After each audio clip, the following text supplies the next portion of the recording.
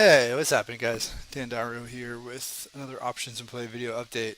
Um, so it was a very busy Monday for a lot of biotech names because Madrigal MDGL reported long-awaited phase 3 data. So that sent a bunch of different stocks in motion. Madrigal itself was up gigantic.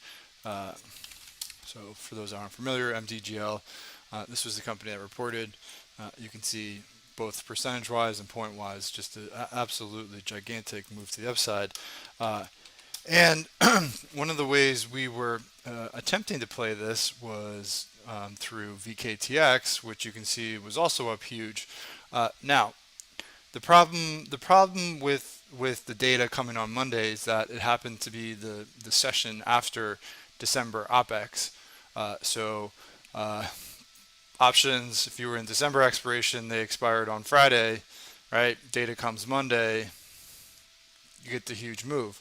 So unfortunately, a lot of the options I was sitting in expired on Friday.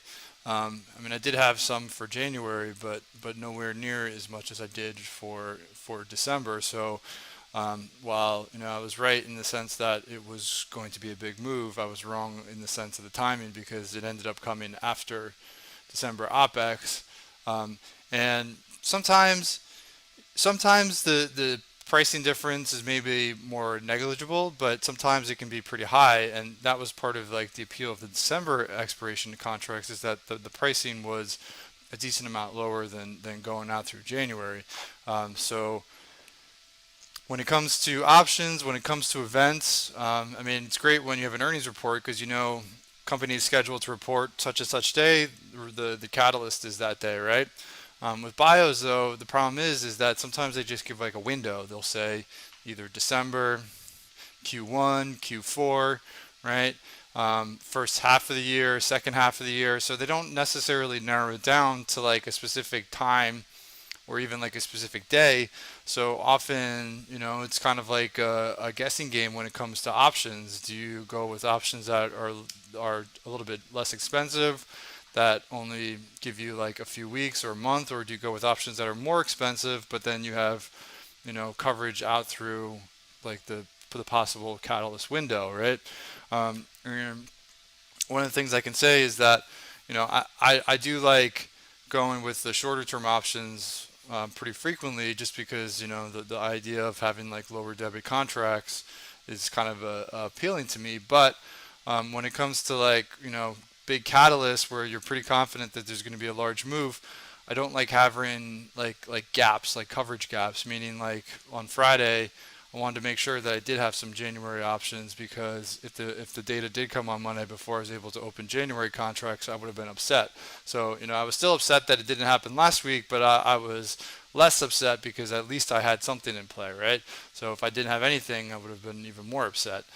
So when it comes down to it, you can do maybe a little bit of both. That way you have some lower debit options, maybe some higher debit options, like ones that go out more time. But what I don't like to do is have like gaps in the option coverage. So if in the event that it does come in between the gaps, you can be kind of frustrating that you missed the event that you've been like really focused on for several weeks or several months. So long story short, when it comes to bios, it's really hard to be precise unless they give you a specific date. So for me, it's a little bit of a guessing game, trying to like thread the needle versus like having a decent position, but also enough time to play the catalyst. So when it comes down to it, I like to do a little bit of both, some shorter term, maybe some longer term, kind of like mix it up, and hopefully you can kind of like find that perfect blend where have some low debit and maybe some higher debit. Okay. Uh, and my guess is January probably will be pretty busy for biotech too, so there should be plenty more catalysts coming up at the beginning of the new year. All right. So have a fantastic night. Stay well, and I will talk to you guys all tomorrow.